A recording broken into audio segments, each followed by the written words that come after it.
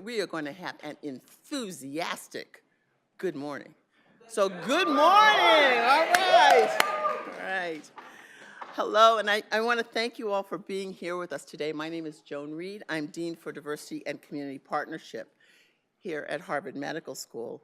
And today we roll out what I believe is going to be an important cornerstone for Harvard Medical School and our school identity. It's our diversity statement. We are joined here by Dean George Daly,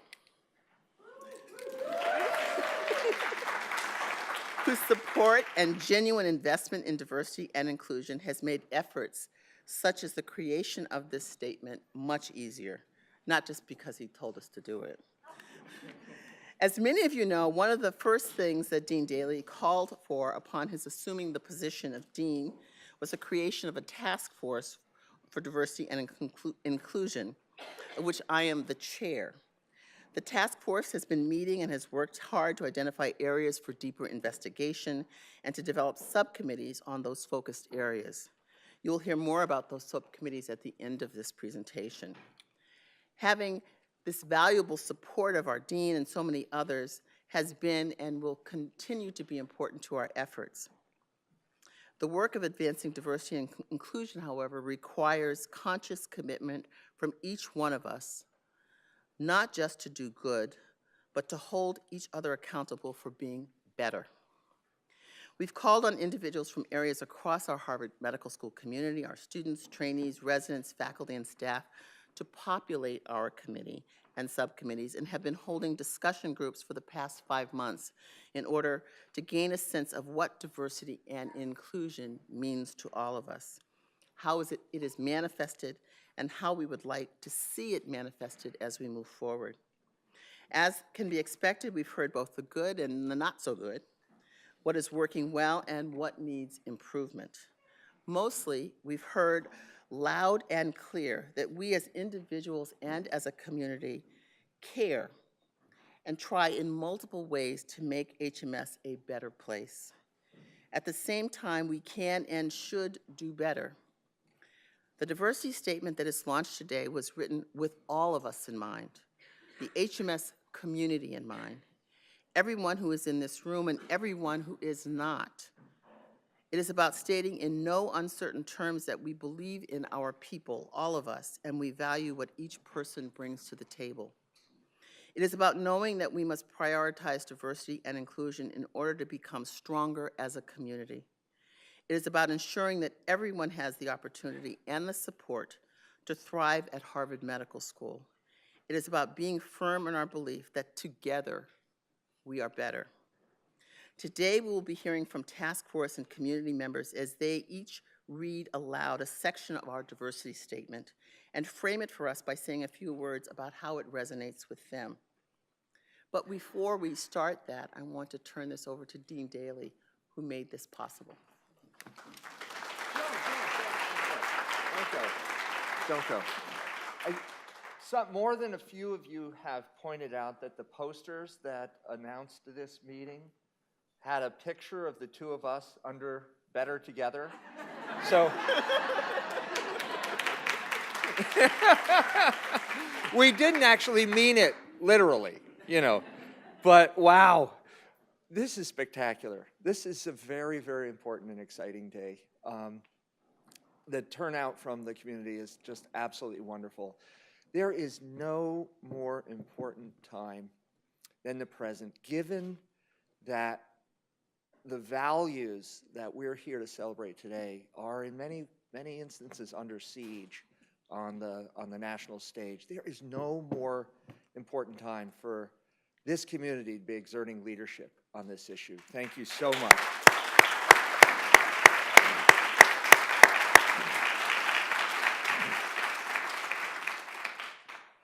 I know that we're all gathered because I think we all share that sense that a strong sense of community and belonging is essential to our school, to our future.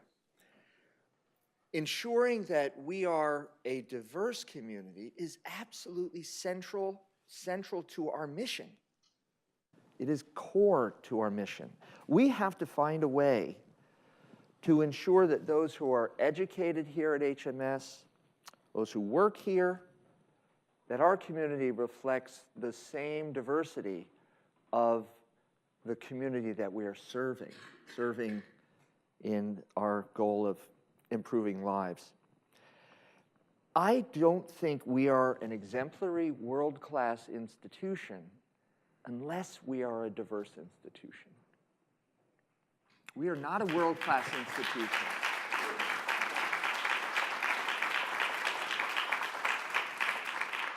I don't believe that we can lead the world as researchers, as educators, or clinicians without embracing, embodying, and truly entertaining a wide range of perspectives and experiences.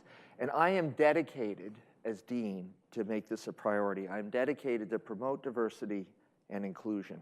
It is my goal that our classrooms, our offices, our laboratories will become increasingly representative of the world community that we draw from over the next decade. I believe the transformation will enrich all of us, and that's why I'm committed to it. It will generate new ideas. It will make us more effective. It will make us more effective. It's an important part of realizing our mission of advancing human health and wellness, whether it be through research or compassionate clinical care. The goals that we are setting, that we'll be discussing today and embracing, need to be delivered upon. As Joan mentioned, it was in fact one of my first acts as dean to meet with the students who had called for an emphasis on diversity and to convene a special task force on diversity and inclusion. It was paralleling a task force that is underway at the broader university, but I think we realized that our community was larger and had its own unique issues that we wanted to dive deeply into and understand, and so we called for a parallel effort. Joan has been the leader of an extraordinary core of 38 students, faculty, staff, a task force that's doing essential, important work, bringing the members of our community together, forging avenues for discussion, charting a course to make our community one that celebrates diversity, promotes cultural sensitivity, and challenges discrimination and bias in all of our practices. And these efforts are going to encourage all individuals in our community to speak up, to question, and ultimately to learn. I asked the task force to first listen carefully to members of our community, to listen to their concerns, to solicit ideas for change. I asked the task force to examine and diagnose problems in our community that thwart our efforts to ensure that HMS is welcoming to everyone. I gave some formal charges. First, I thought we needed to develop a statement of values, a statement that would reflect our shared commitment to diversity and inclusion, and I'm thrilled that we are sharing this value statement today.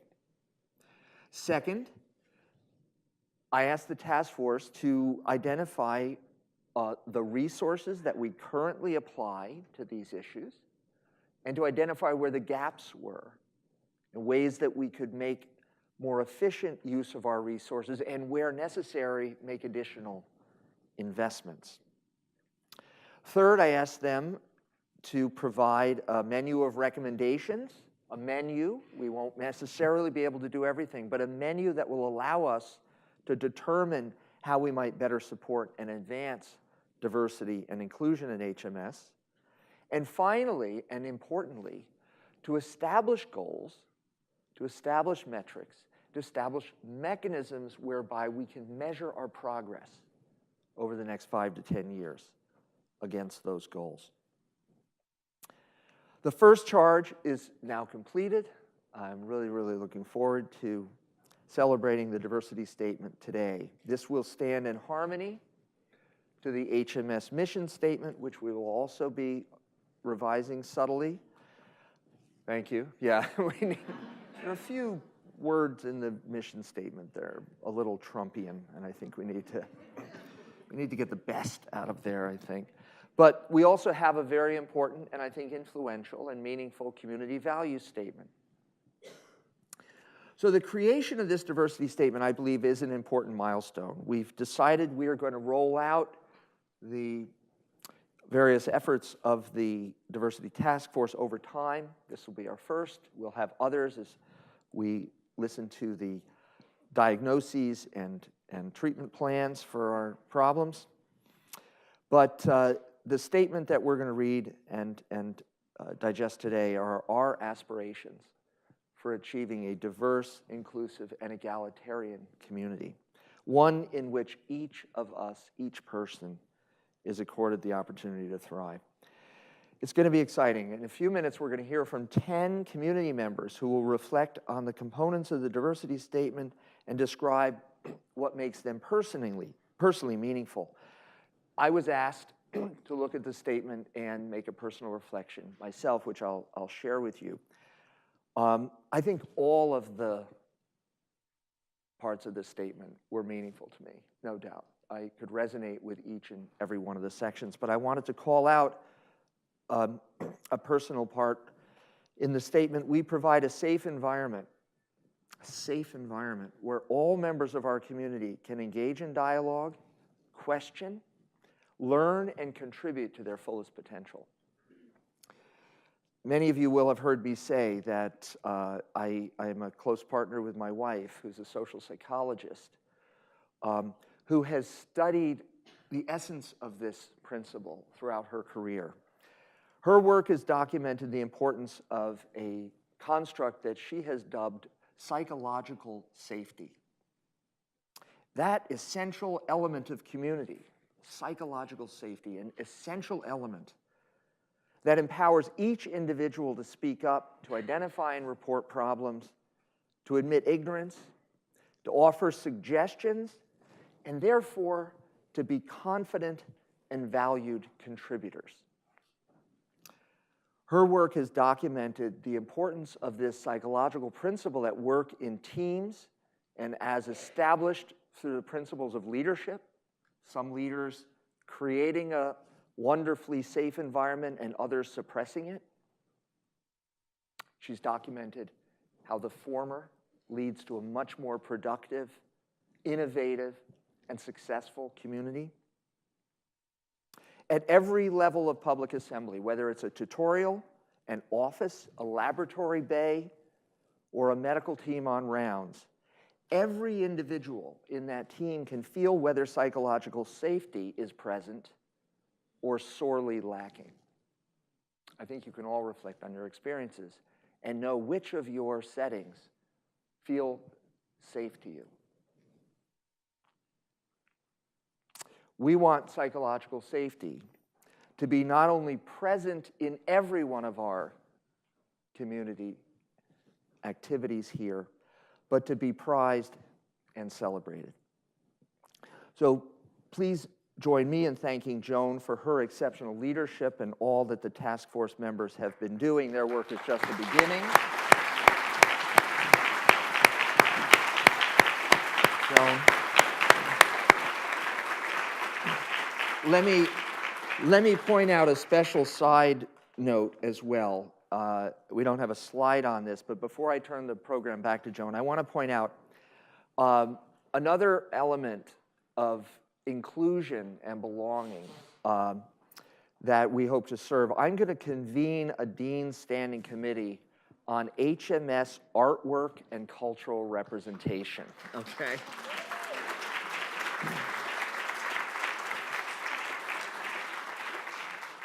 You know, we have deep traditions at the school, and I don't mean in any way to demean those traditions. They're important.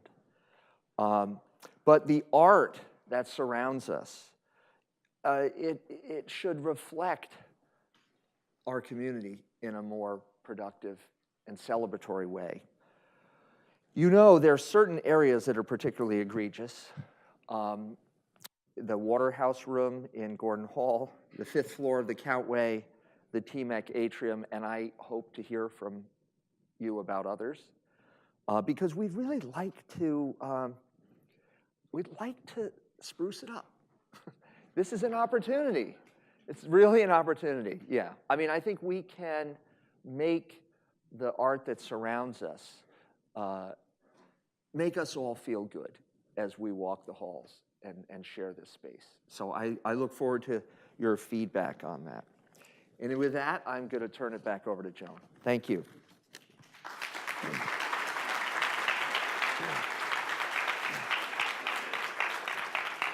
So I want to say thank you for that. And for our feedback on the concept of creating this committee, let's tell them what we think.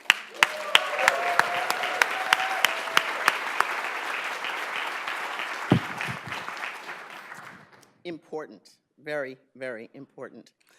I'm going to show 2 slides very quickly, and they refer to comments that Dean Daly has made. One is about our mission statement, which several years ago we added the term diverse community to. You've heard that there may be some changes coming in the future, but the important part to me that is very relevant in our presentation today is our mission is about diverse community. You also heard him mention our values statement. And our values statement, which came out last spring, and a committee of members of our Harvard community helped to develop, talks about collaboration and service, diversity and respect, integrity and accountability, lifelong learning, and wellness and balance. So these issues of diversity and inclusion and belonging are core to who we are. They're part of our mission, they're part of our values. And what we want to turn to now is a diversity statement that is aligned. And I will begin.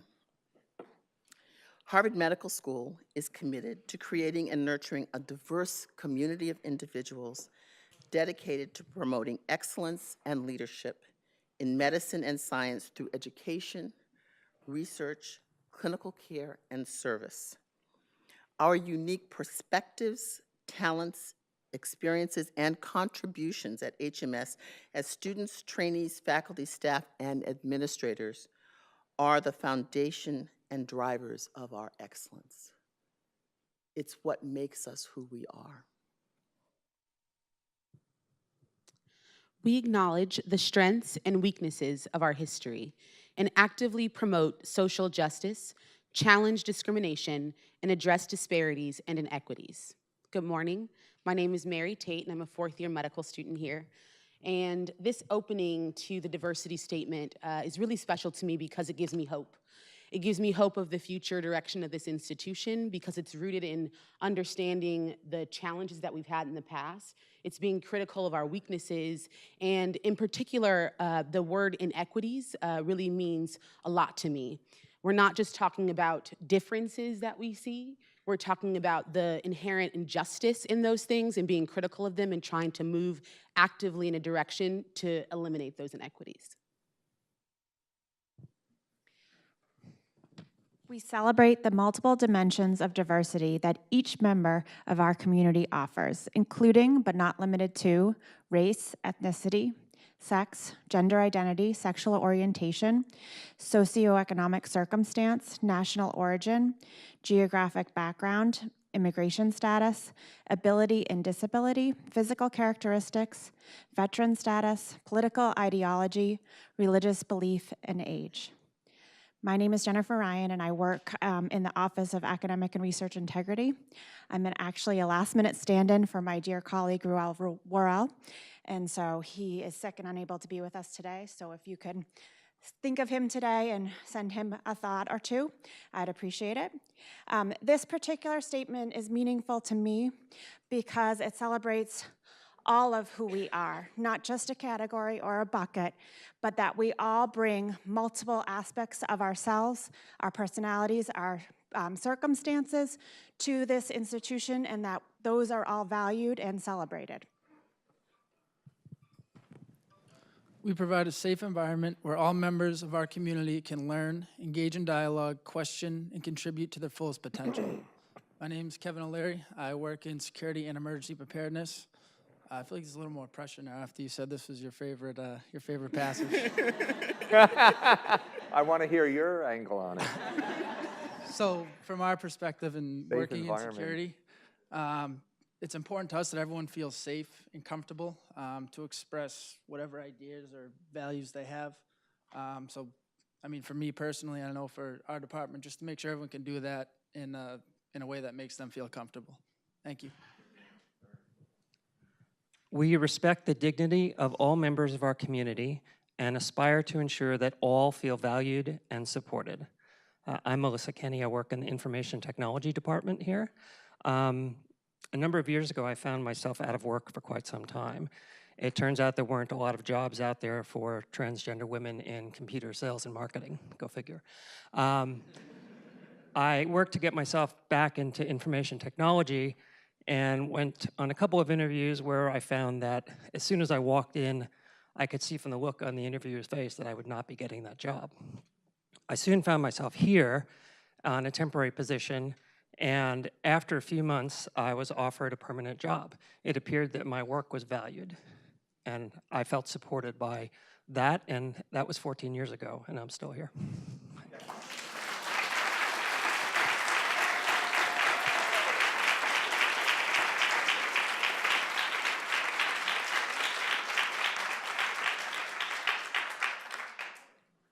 We provide education and training that emphasizes respect for differences in culture, language, and life experience, and that addresses both the health disparities and the role that implicit and explicit bias can play in decision-making. My name is David Jones. I'm on the faculty in the Department of Global Health and Social Medicine, and I direct the social and population science piece of the curriculum here at Harvard Medical School. Some of the greatest problems facing medicine today are the enormous health inequalities that exist in this population, whether you look in terms of race, gender, class, zip code, or any other marker of difference. It is essential that Harvard Medical School teach its students and equip them with the knowledge they need to understand the causes of these inequalities and to give them tools that can be used to alleviate them. And that's the reason these courses exist in the curriculum. Now, an important part of fulfilling this mission is creating a diverse community of both students and faculty at Harvard Medical School. As a historian of medicine, I can say, and it's quite clear, that this school has made mistakes over its long history and has tried very hard to improve on these. And so for many decades now, the medical school has been committed to diversity. It has made substantial progress, but there's clearly much more work that needs to be done. For instance, last year, Fidencio Saldana, the Dean of Students, sent out a survey to the first-year course directors trying to figure out what share of the teaching faculty come from communities who are underrepresented in medicine. So for the course I direct in January, for a variety of complicated reasons, has over 100 faculty involved in this month-long course, and of the 106 faculty, only 4 came from communities that were underrepresented in medicine. We can do more, and we have to do more. And there's no reason to think that my course is at all exceptional in any way. I think this is representative of the state of the teaching faculty at the medical school now. And so we're working very hard to improve on this. Now, improving diversity isn't just a question of asking the admissions committee to admit a more diverse group of students. It requires concerted action at every level across the medical school and also across the hospitals who provide the bulk of the teachers, faculty, and role models for our students. Making progress here will require many years of committed and creative work, and I think the medical school is now committed to doing that. Good morning. We advance diversity and inclusion in recruitment, admissions, hiring, retention, and promotion. I'm Jenny Potter. I'm a primary care doctor at Beth Israel Deaconess. And as a member of the LGBT community, I grew up in the era of don't ask, don't tell. Many of my queer friends and colleagues reacted by making themselves invisible and staying silent. The statement I read is personally meaningful to me because it underscores the importance of asking people about their identities and values in order to affirm their presence and give them voice. And it requires that we enrich our community by seeking out and celebrating people with diverse perspectives and life experiences, and creating a home where they will flourish and grow.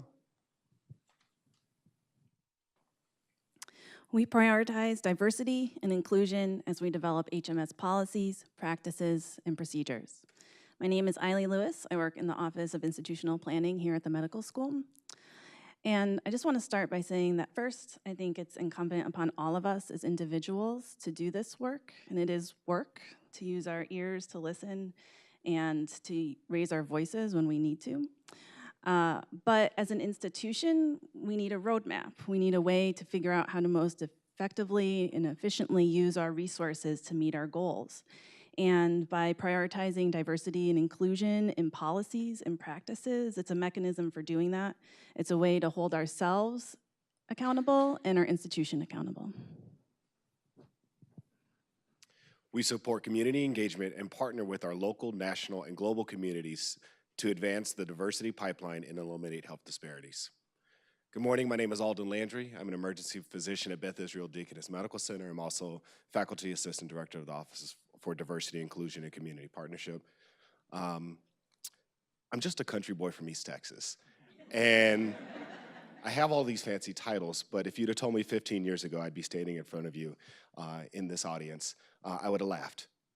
But it was because of these pipeline programs that brought me to HMS, that trained me, that educated me, and that empowered me to be in the position that I'm at now. And now I'm on the other side where I lead pipeline programs and I help the next generation coming up behind. And without these opportunities, students like myself wouldn't have had the opportunities that they have, and we would continue to see the prevalence of health disparities in our communities. And I know that these pipeline programs are one of many ways that we as a Harvard community can work together to address health disparities and to help improve our country as a whole when it comes to health. Thank you. We continuously monitor our diversity and inclusion efforts to ensure that the outcomes bring HMS closer to reflecting the diversity found in our patients, community, and nation. My name is Anupam Jena. I'm an associate professor of healthcare policy and medicine. I work clinically at Mass General. So this statement and this effort makes me think of what is possible when I think about my parents and what can happen when a society is open. My father's parents couldn't read or write. They worked at a farm in a small village in India. My dad came to this country in the mid-1960s to do his PhD in physics in Los Angeles. The first telegram that he wrote to my grandmother said that I'm on a road, it's dark outside, and I see a string of emeralds and a string of rubies in front of me. And what he was describing was the traffic on a Los Angeles highway. And if you've been in Los Angeles, this would have been a heavily studied diamond or ruby necklace. The second story I'll tell you is, he came here single, a single Indian man in 1960, absolutely no skill set whatsoever besides mathematics and physics. And so he decided, well, I have to cook for myself. I have to put food on the table. So he went to the grocery store with the $10 that he came to this country with and was able to, he wanted to make some cabbage curry, which is not tasty, but he wanted to make it. He buys a cabbage, comes back home, cooks it. And after 20 minutes later, he said, why has a cabbage shrunk? What happens to cabbage in this country? Why is it so different? Turns out he bought lettuce. So that's what this statement reminds me of. It reminds me of what is possible. He's now a professor of physics. My mom was a physician. They came from extraordinarily humble beginnings in India, and it was this kind of society that made it possible.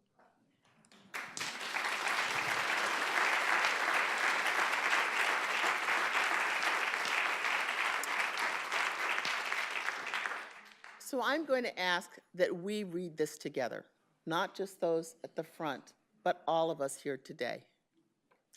So we each belong to the HMS community. We are Harvard Medicine.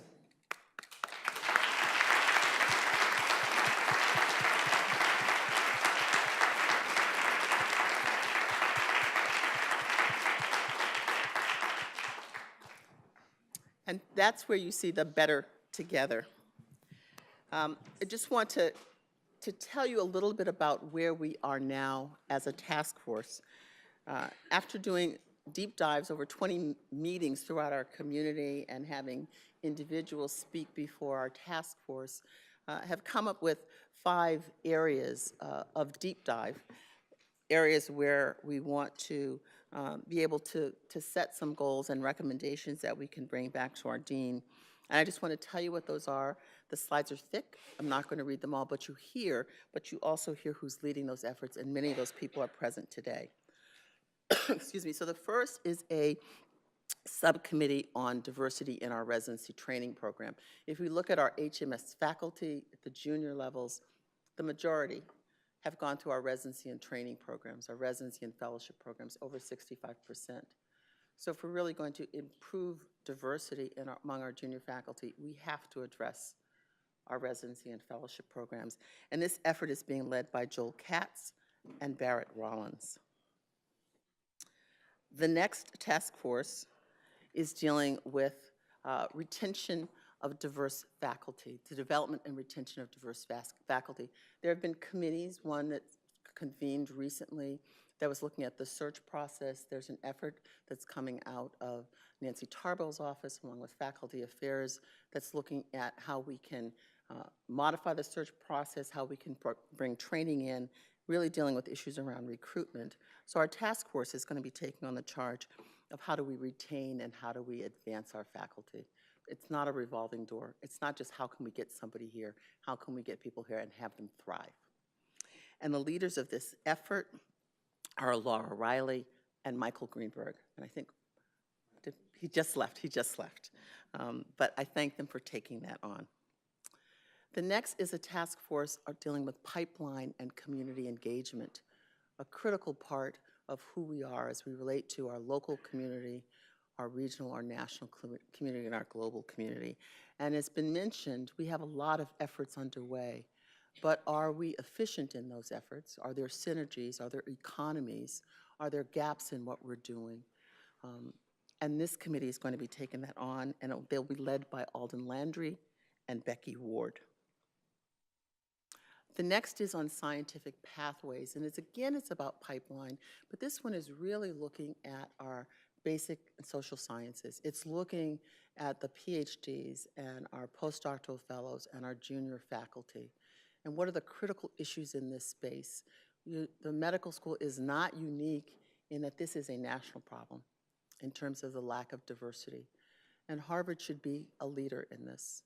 And Harvard should be the place where people want to go for their training and their development, and to think about this as a home.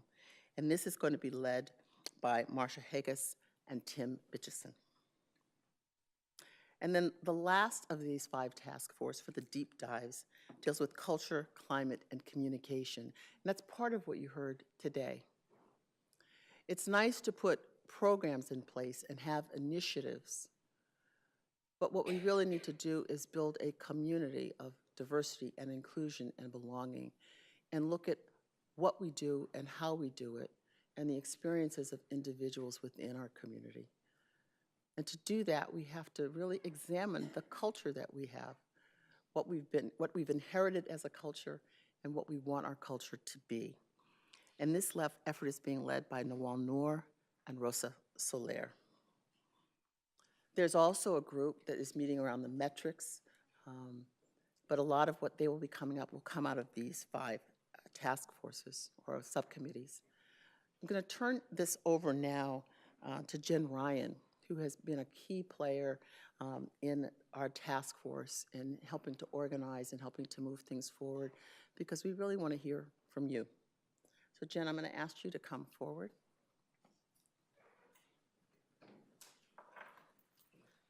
You'll bear with me for a second. This was not cooperating,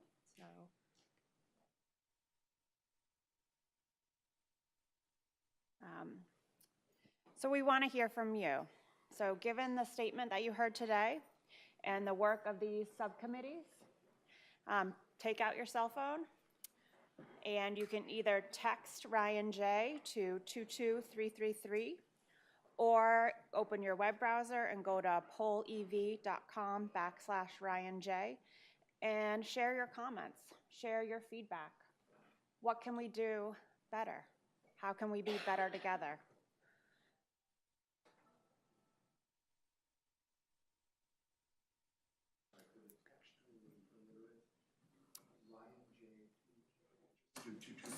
That's right. And if you're out in the web audience, you can also participate in this poll. It is not dependent on being in this room.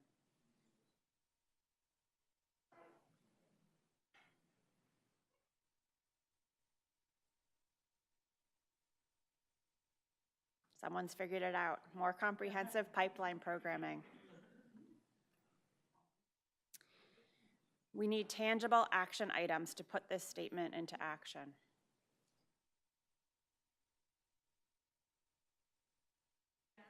Yes. Since this is supposed to be a safe environment for those of us over a certain age, can you explain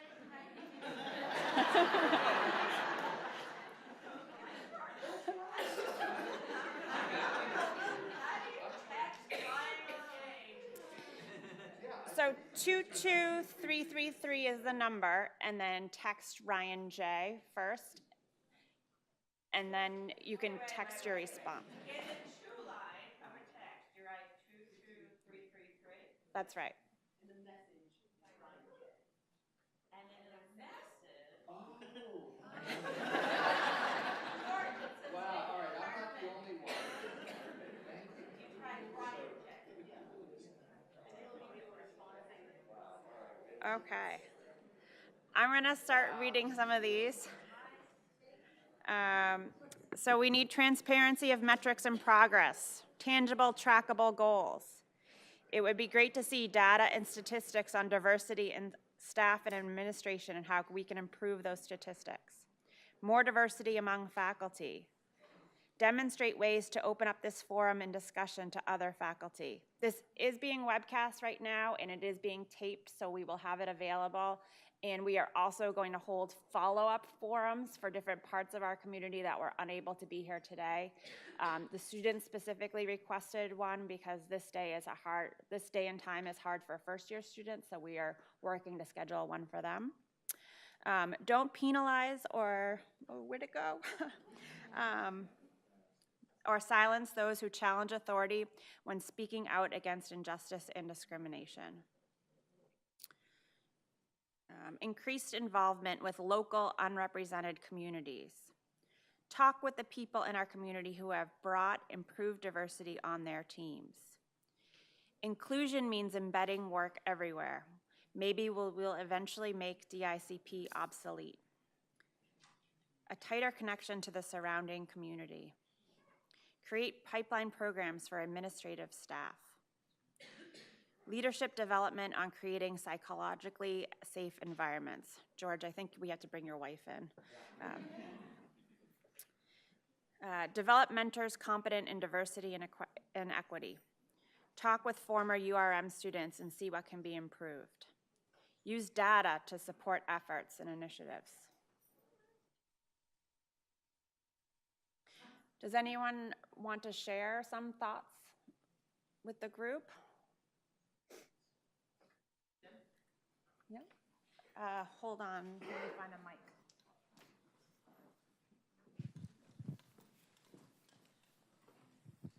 One of the speakers really importantly pointed out that promoting diversity and inclusion and doing community engagement, it's work. It can be hard work. And one of my deepest concerns is that we don't adequately reward people for doing that work. And we need to address our incentive structures in order to do that.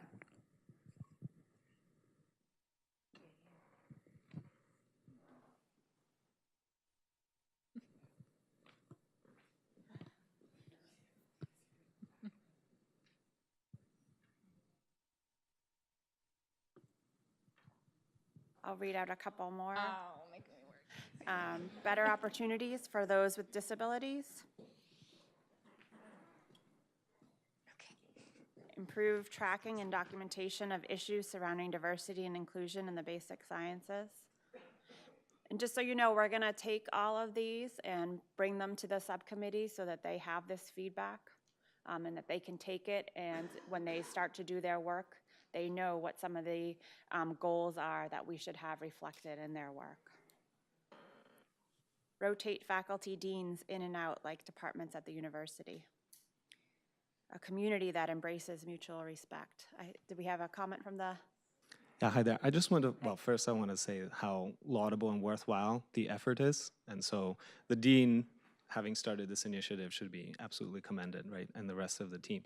So what I was a bit and continue to be a bit troubled by in the diversity and mission statement is the emphasis on excellence. And I would really like to hear more about defining what that means. And in particular, what I texted was, how does one break the correlation between excellence and the zip code where you've grown up for students and trainees?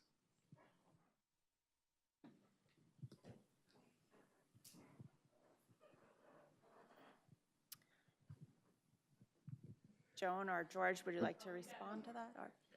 My diversity is I don't have a cell phone. But just riffing off what the comment that was made over here, I work in the communications office. I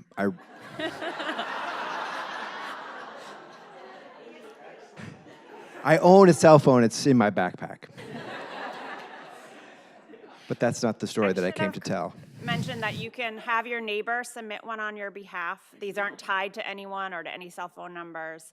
And so there is that option to make a friend and have them submit too. I just wanted to riff off the comment that our colleague over here made about incentives for encouraging the pipeline work. And one of the things that faculty that I've worked with talk about is that if you're a collaborating middle author or if you're working with faculty in countries like Rwanda, that doesn't get you boosted up the tenure track. So I think that thinking about that kind of work as an important part of the mission of the school might be something that would be worth considering. And maybe I'll ask one of my friends to text that in there. We'll also leave this poll up, so if you leave here and have some feedback that you want to share, you're welcome to do that through this poll everywhere, or by emailing me, Joan, going to the website on the Diversity Task Force. There's a place there to submit feedback, so you can do all of those things. Thank you. Thank you, Jen. You can do those things. You can tell other people and to spread the word about this. If you didn't receive, there's cards that we have up here that have the diversity statement on them and some Post-it notes about the fact that we're better together. I want to thank you for your comments. They will be incorporated into our deliberations and our discussions. I hope that you will give feedback. I hope that you'll be engaged in our conversations, and we have forums you will come out. The statement that you saw here really reflects what we heard. It came from you. I'm so pleased with what George is doing in terms of this new committee, but there is another effort that he is also authorized my office to launch this year, and it's something called Dialogues. And it's finding using these opportunities for us to come together as a community to have conversations that we don't normally have in a safe space without a formal structure in terms of a speaker, but to talk about issues that sometimes can be hard. And he asked that our first dialogue really be around the images. So it's very much consistent with the committee that's being formed, and it's very much consistent with what we read in the news about the images and the statues and all these other kinds of things across our country, and how do we have a conversation here that can engage all of us. So I thank you for that. Jen has told you to visit our website. You can get it from the homepage. You can get it from DICP in our office. But also, Rick Grolia Oser and Merrill Amos, the person who likes to run up and down aisles,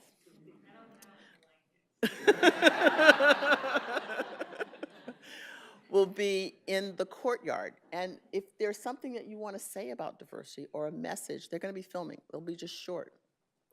But what we want to do is capture your thoughts. It's about diversity and inclusion, your perspective, your experience, so that we can start to pull that together and share that within our community. So please stop by the courtyard and be filmed. I won't say it will go to Hollywood, but it may make it to our website. Thank you all for being here. This was exciting, exciting start.